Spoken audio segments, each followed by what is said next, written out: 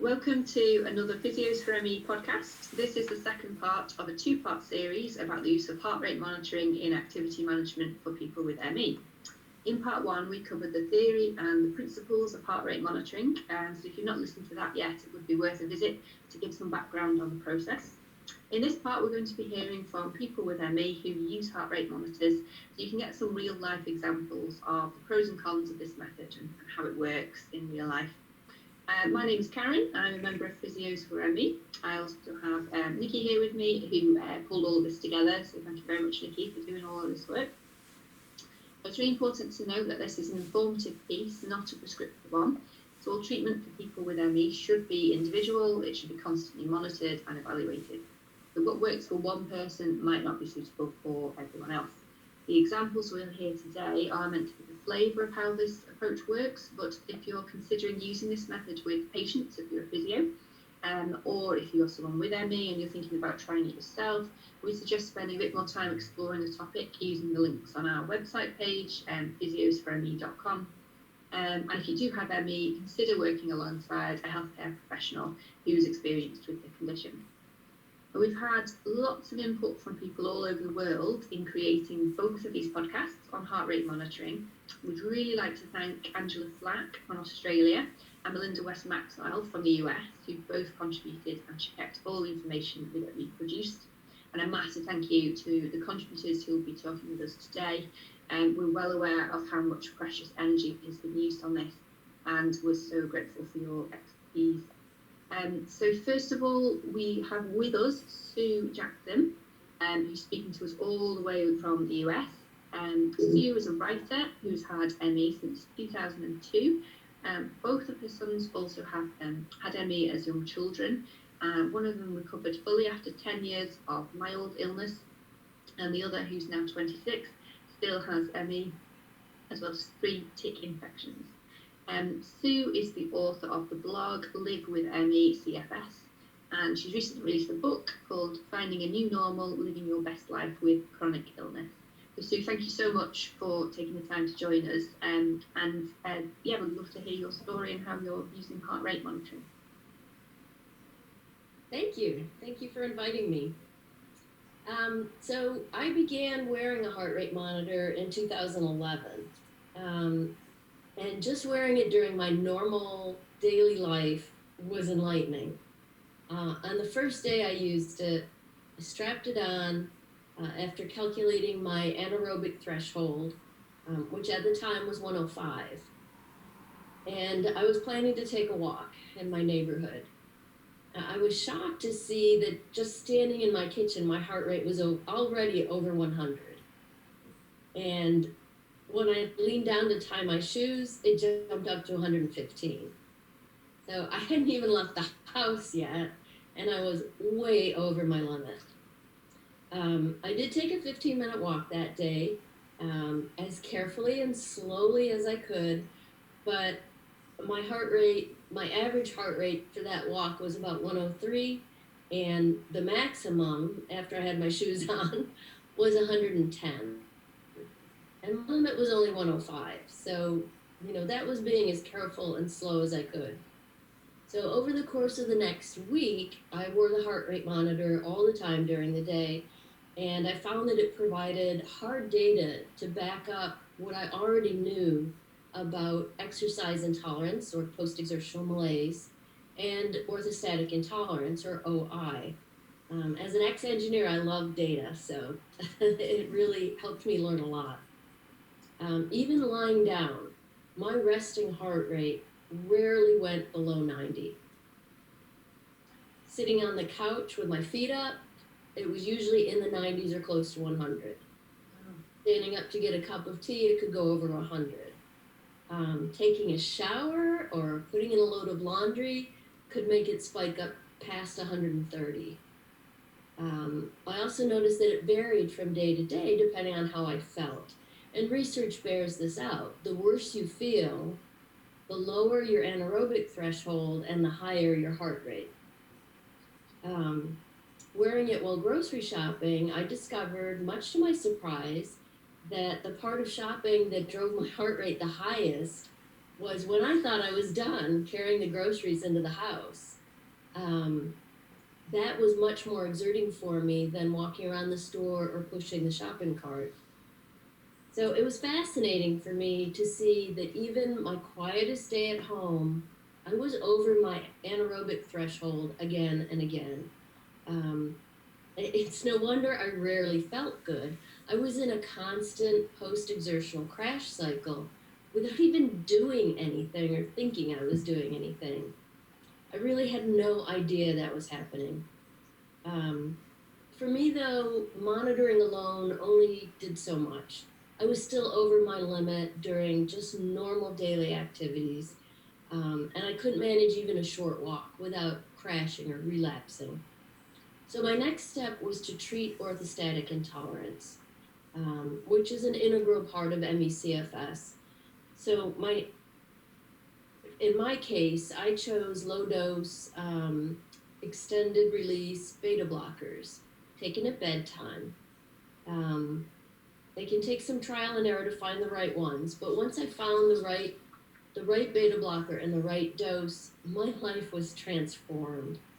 The first time I took it, my heart rate dropped 30 beats per minute in the first hour, which means my heart rate was suddenly in a normal range, which allowed me to do more without going into the post-exertional crash.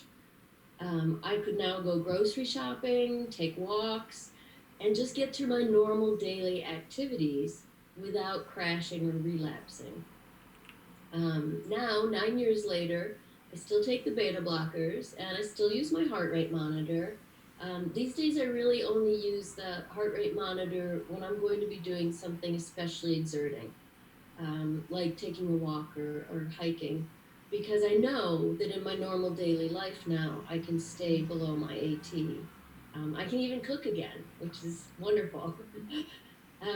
I've also found that my anaerobic threshold has actually increased to about 108, even though I'm 9 years older, so it should be much lower. And that's because I've been able to improve my fitness while staying below my AT.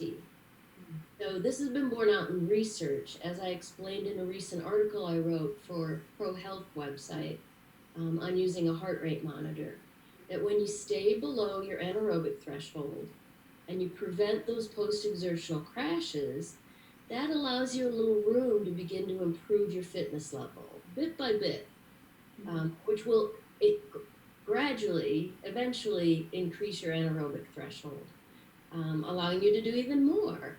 So it's a positive domino effect that I've seen in action in real life. So once you've determined where your limits are, you can try to stay within them as much as possible, and that should result in feeling better. And then you can try very slowly and gradually to do a bit more, but making sure to stay below your AT. Treating orthostatic intolerance can help to improve most symptoms of ME, and when combined with heart rate monitoring, it'll allow you to be even more active and further reduce those post-exertional crashes.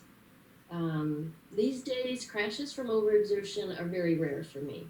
I have a lot more good days, fewer bad days, and I can do so much more than I could, before treating orthostatic intolerance and learning about using a heart rate monitor. So it's been a big win for me. That's brilliant. Thank you, Sue. It sounds like it's been really beneficial for you. Thank you so much for sharing your story. We're conscious that we've kept you, because you were with us for part one of the podcast, we've kept you sat in probably an uncomfortable chair for quite a while, so that we don't set off your heart rate monitor. We'll say goodbye to you now. If you'd like to leave, you're welcome to stay and listen too, but we'll maybe let you leave for now. But thank you so much for taking part. It's really, really interesting hearing your story. Great. Thank you very much. Thank you. We now have a recording from Eleanor Alba, who is a former physiotherapist in the UK who has ME and uses heart rate monitors.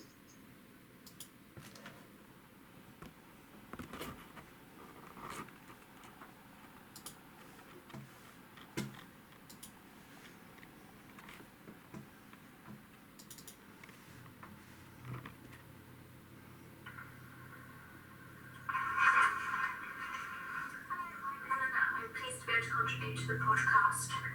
I was a very active musculoskeletal physiotherapist when felled by what my GP described as chronic fatigue and the local specialist clinic described as ME via the Canadian consensus criteria. This was over 12 years ago. I was diagnosed as moderately severe, which meant my baseline was simply lying in bed breathing in a darkened room. The diagnostic process was exceptionally basic. I now know they missed a number of items. But 8 years later, my fogginess eased such that I could begin to study, and obviously I was interested in what might be going on and how better to manage my situation. I read and watched as much as I could find on heart rate monitor use in ME as a pacing tool. I joined a group, largely on Facebook, which is not fully friendly in its layout, really. I read published articles, and as I say, I looked for what was out there. It really is that a heart rate monitor that we use is a basic biofeedback device.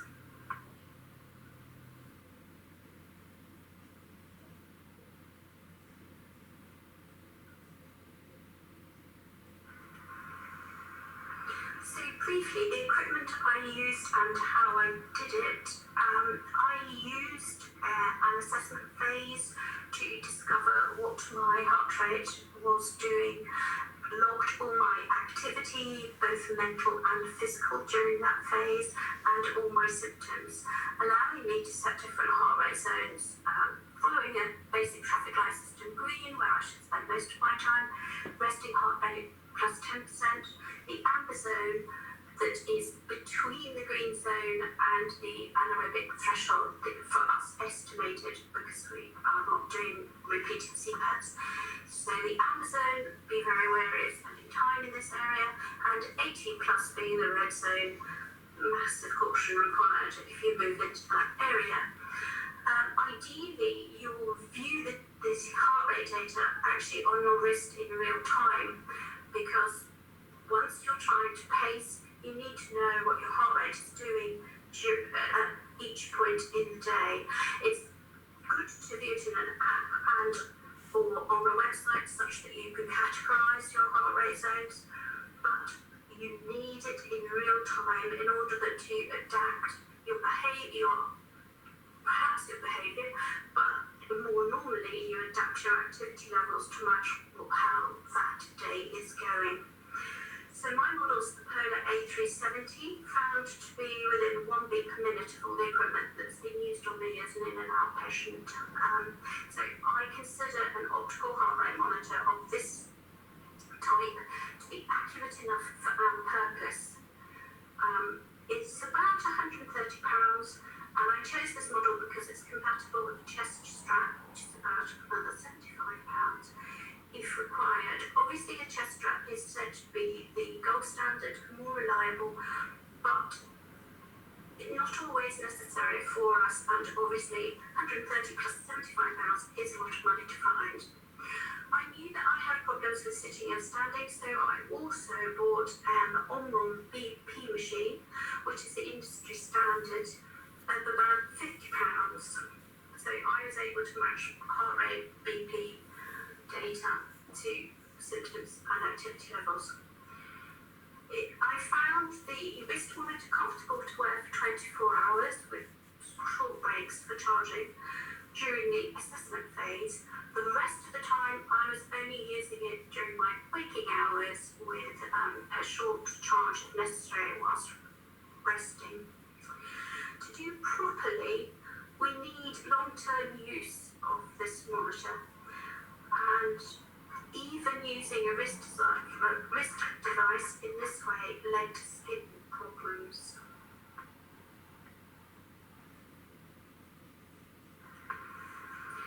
My data showed exceptionally high heart rates of 100 whilst lying and walking, and up to 170 whilst upright and trying to potter about.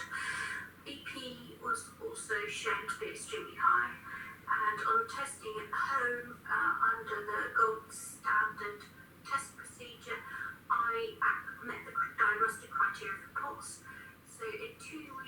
readout and the POTS UK leaflet that were taken to my GP resulted in a provisional diagnosis of POTS and a referral. 2 years later, I'd seen more consultants and had more healthcare than ever before. I've arrived at 12 diagnoses for my issues, and my POTS is medicated, which allows me to be up and about a bit, but under certain circumstances I can still show a pulse type heart rate. So for me, using a heart rate monitor and a BP machine was immensely successful, you could say. As a physiotherapist, you probably, if you open me up like a stick of rock, I have exercise good for you. Yes, get on and do it. Written through my centre. I am exceptionally concerned that the current NICE guidelines, obviously under review, but goodness knows when they might finish that. Within those guidelines, they do state that this group of people, the CFS-ME group, may need to work at a lowered heart rate, and yet, if you're not actually collecting data on these people, how on earth can you judge the effect of any advice you might be giving? And to be honest, is it safe to do so? Are you actually complying with your professional codes of conduct? If you don't collect objective data on these people, and yet you're giving advice such as, well, could you just try, which was actually given to me. So I think physios and OTs working with this patient group really are the place for the chest strap and more expensive, more accurate items to record heart rate and BP, because remember, orthostatic intolerance can only be diagnosed with a BP reading as well.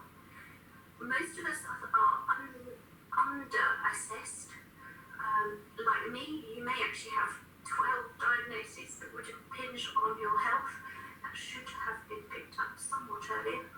So extreme caution is needed if any professional is moving from the purely support the person in the control of their symptoms and getting through their day.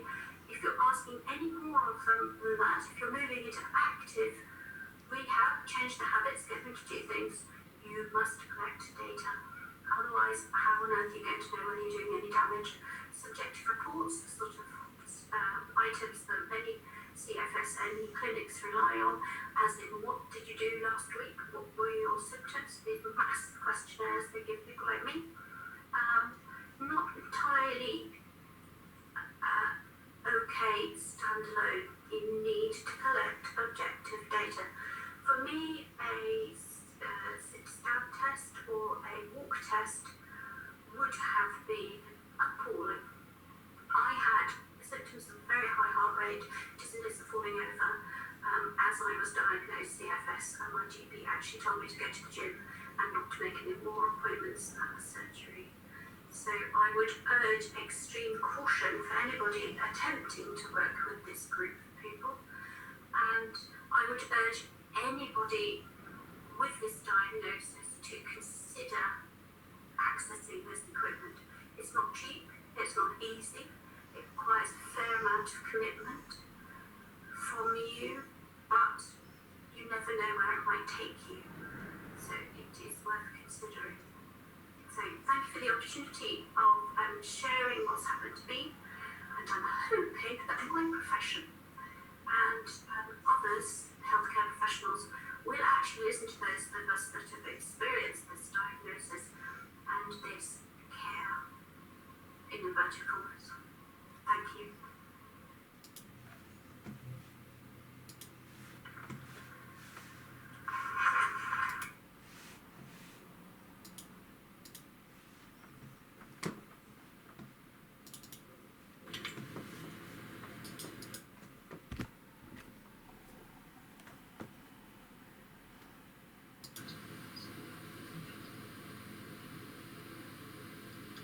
Thank you very much to Eleanor Alba there for taking the time out to make that recording. She's obviously got fabulous dual side of things from being both a physio and someone with ME.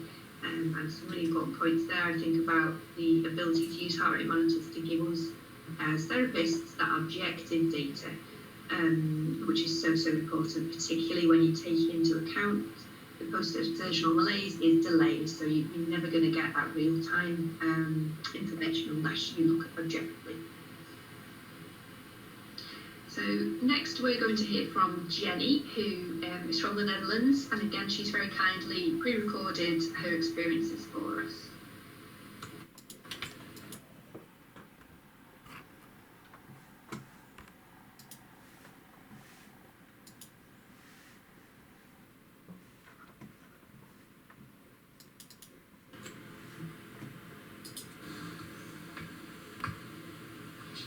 I'm Jenny, I'm 29, and I'm from the Netherlands.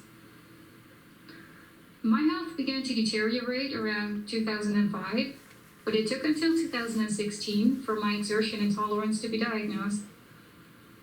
This means I grappled for years with no rationale for my debilitating symptoms. I did the classic 2-day cardiopulmonary exercise test, followed by 2 weeks of recording my heart rate during daily activities. I repeated the test once more after 6 months. This is a strenuous method, but it's a bit more reliable than using a formula. For me, this was necessary medical documentation. I hear it can now be done with a hand grip strength test. At the medical center where I was tested, the measurements pertaining to my aerobic capacity were converted into metabolic equivalents.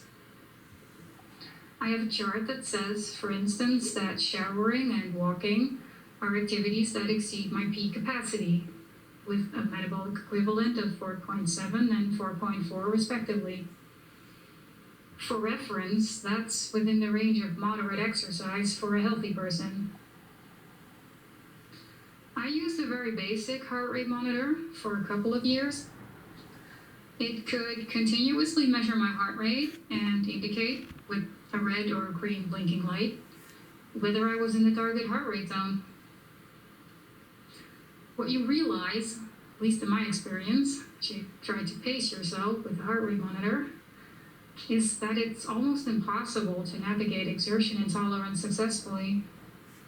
So it's not a life hack.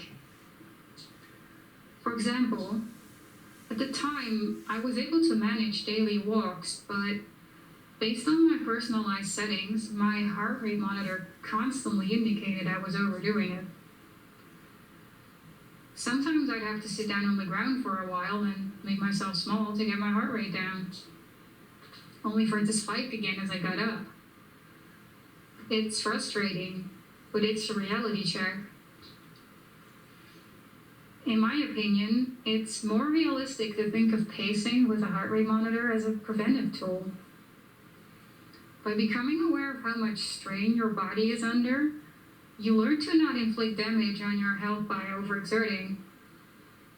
That's perhaps not so much a gain as it is prevention of functional loss. I stopped using a heart rate monitor because in 2018, I was put on low-dose naltrexone, a drug with immunomodulatory properties, which, for unknown reasons, allows me to pace without a heart rate monitor. I won't go into full detail here, but I think it can offer some additional insight. The main thing I noticed was that the post-exertional malaise wasn't as out of control. My heart rate was no longer abnormally high and sometimes even tachycardic. That logically uncomplicates pacing with an abnormally low anaerobic threshold. I can now get away with certain forms of exercise on a regular basis. For that reason, I recently repeated the cardiopulmonary exercise test. Interestingly, my aerobic capacity, expressed as VO2 max, was still very bad, around 26, compared to previous results of 24, 23, and 25, respectively. The thing is, according to the activity tracker I've been using for about 1.5 years now, it should be quite a bit higher, in the 40s. The doctor who set up the test couldn't tell me how or why this is happening, and I pretty much checked out when he started to dismiss it as deconditioning. So it's not clear at this time why I'm still this much below a normal baseline, despite sustained aerobic exercise. The exercise tests consistently indicate that the problem lies in the muscles, which I have found over the years I can't seem to train. It seems to me, therefore, that exertion intolerance can be deconstructed into potentially fixable components.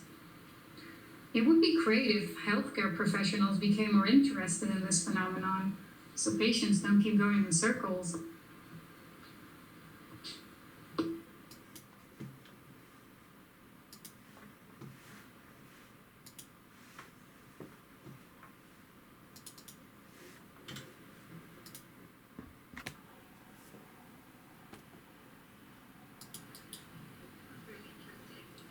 Thank you so much, Jenny, for making that recording for us.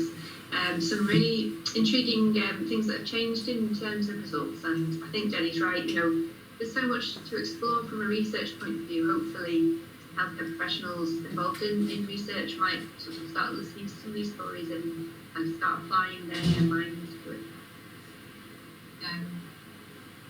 So finally, we have a video recording from Kathryn Dickinson, who's from the UK. Kathryn's very kindly made this recording for us.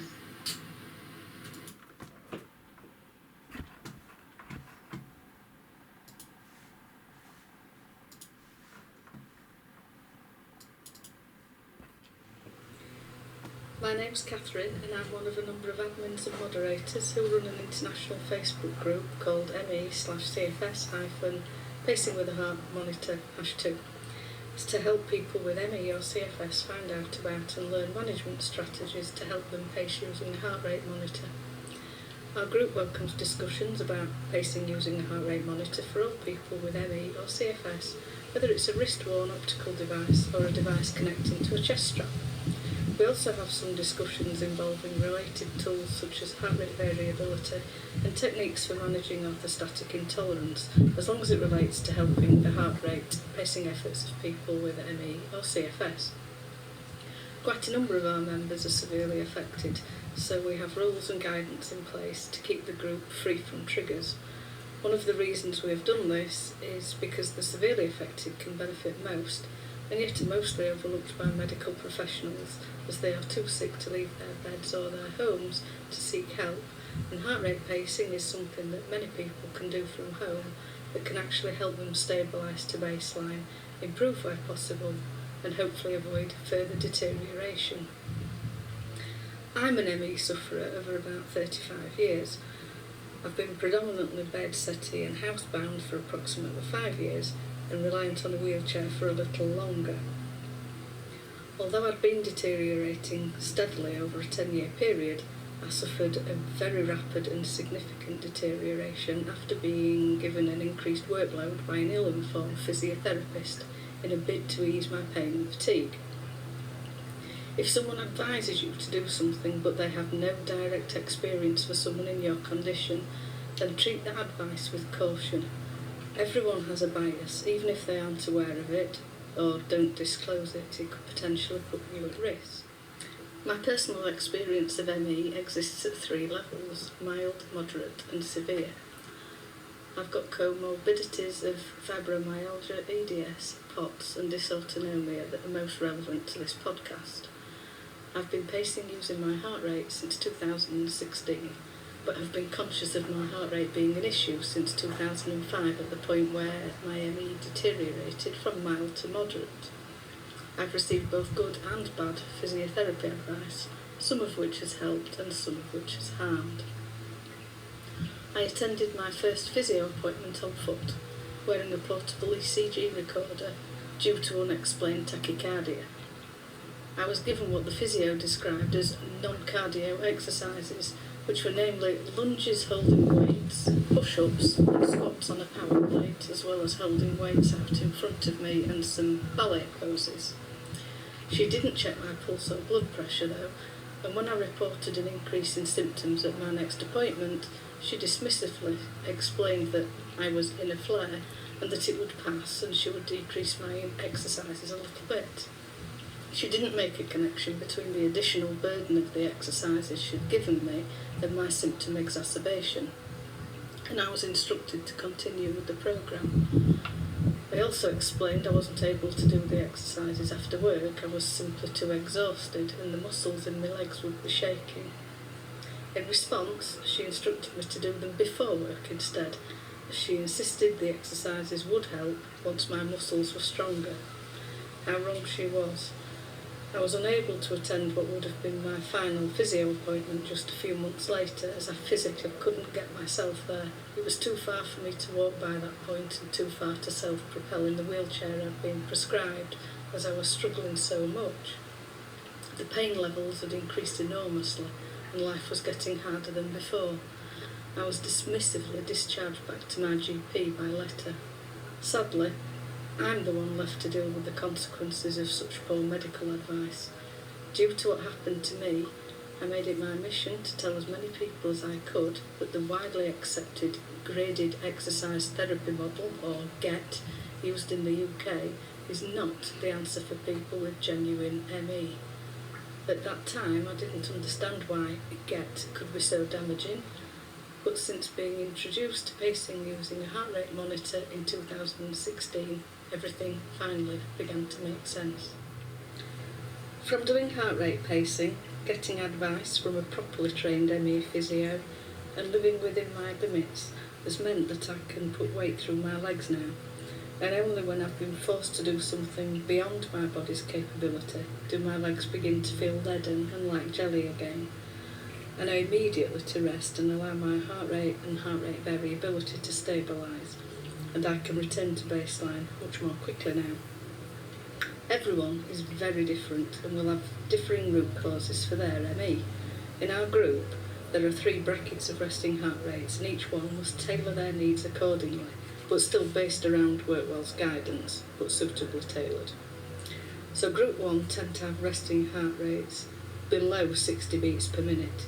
They will probably have the most freedom and be more successful in staying below 50% of age-adjusted maximum heart rate during their activities of daily living, and they may be able to zone using 10% increments. Group 2 tend to have resting heart rates between 61 and 79 beats a minute. They may find things a little bit harder and may have to be more strict with their heart rate zones in order to stay under their estimated threshold. They will more likely have to zone using 5 beats per minute increments up to a maximum of resting heart rate plus 15 beats per minute. Workwell Foundation did eventually catch up with my findings on this. Group 3 tend to have resting heart rates from 80 beats per minute upward. Depending on their age, they will likely struggle doing anything, and even resting in bed may cause them to exceed their estimated threshold. It is very much the responsibility of each user to determine their own limits and record their own activities, and it's fraught with difficulties due to the nature of the way society, doctors and physiotherapists may treat people. The message so often is to push through, to keep going, to pop a pill and not give in, but it turns out that the converse is a much better strategy. I've made more progress from removing loads from my body than I have by adding more. ME or CFS clinics can advise you to pace, and they will provide some strategies, but what does that actually mean in reality?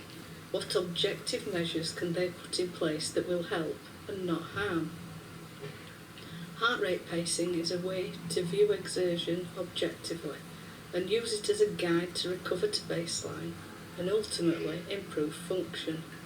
It's a way to help avoid post-exertional malaise or PEM.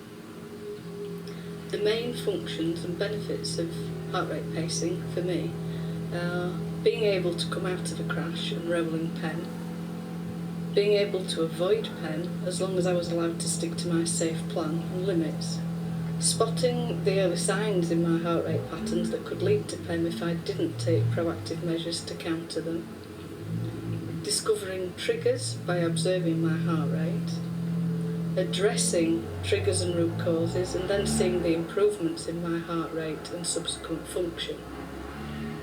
Reduction in symptom severity and/or frequency.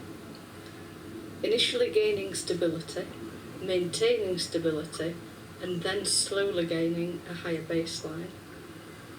Learning to listen to my body again and not ignore any signs or symptoms. Learning that load, duration, effort and heart rate all play a part in future heart readings. Having objective data and measures that I can see, can share with my carers and any other interested parties. Discovering that my heart rate showed improvements when I included boosts such as yoga nidra, mindfulness meditation and achieving quality rest. The importance of both fresh air and daylight. The need for nourishment on every level, whether it's emotional, mental, physical or spiritual. And more importantly, a little tip, find out if you have POTS, orthostatic intolerance, orthostatic hypertension or neurally mediated hypertension, and know that they are fairly treatable and can improve your quality of life when better managed. Heart rate pacing defines the energy envelope more clearly, allows me to take control of my own well-being, allows me to see objective data and to act upon it, can ultimately improve strength and function, works well alongside HRV and step counters, improves quality of life.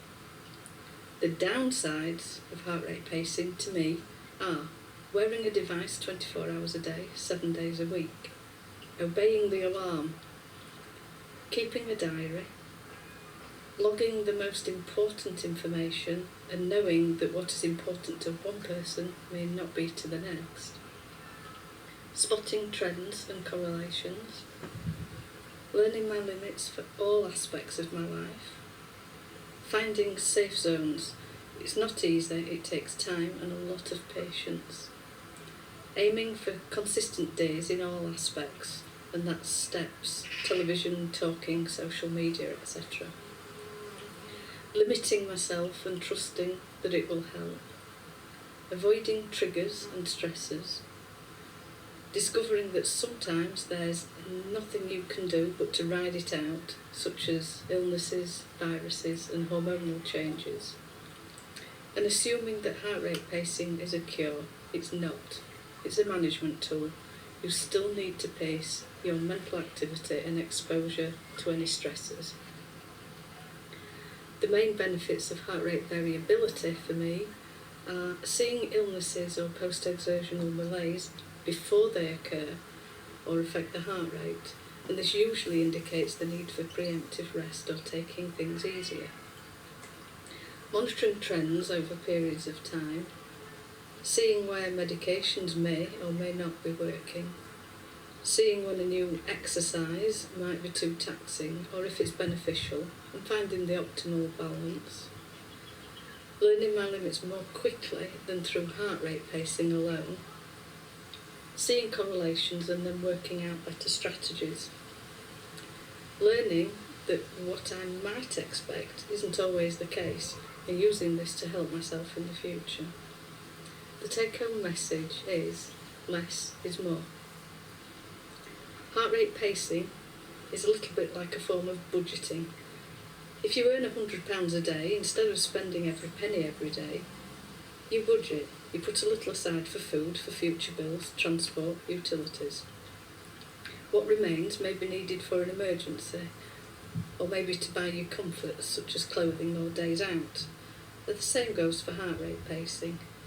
You work out what your body is using each day for the basics like sleep, food and personal hygiene, and you work out what your body can tolerate, and then you try and pick a point in between the two. You probably don't get to have any luxuries every day, but you may be able to stretch to a small treat every now and then. Just as you can't spend more money than you have without going into debt or borrowing, as debt and loans need to be repaid with interest or else you face bankruptcy.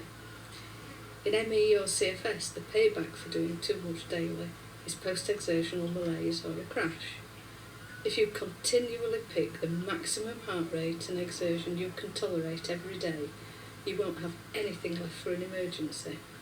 So, if you suffer from post-exertional malaise and are interested in pacing better and getting more for less, please join us on Facebook in our group ME/CFS-Pacing with a Heart Monitor #2. Heart rate pacing isn't easy, but it can be very rewarding.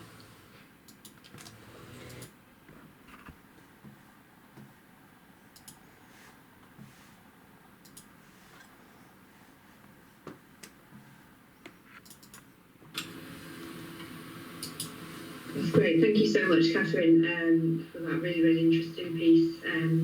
Probably lots of things to think about there for people with ME and for physios. And I think joining a support group would be very beneficial if you are a person with ME who's thinking about trying heart rate monitoring. Certainly that pool of expertise is going to be much better support than us. It's people using it day to day that are the experts. So as I mentioned at the start, these were all examples. This isn't a prescriptive guide on how to use heart rate monitors. If you visit our website, PhysiosforME.com, you should get plenty more resources and links to those support groups so that you can carry on exploring this topic further. A final thanks again to everyone who contributed to today. We really, really appreciate the expertise that comes from people with ME. You are the best people for us to learn from, and the support you've given us allows us to produce things like this, which will hopefully then pass all fantastic information on. So if there's any topics or any future podcasts that you want us to cover, please do get in touch. We're open to ideas. But for now, we'll say goodbye. Thank you.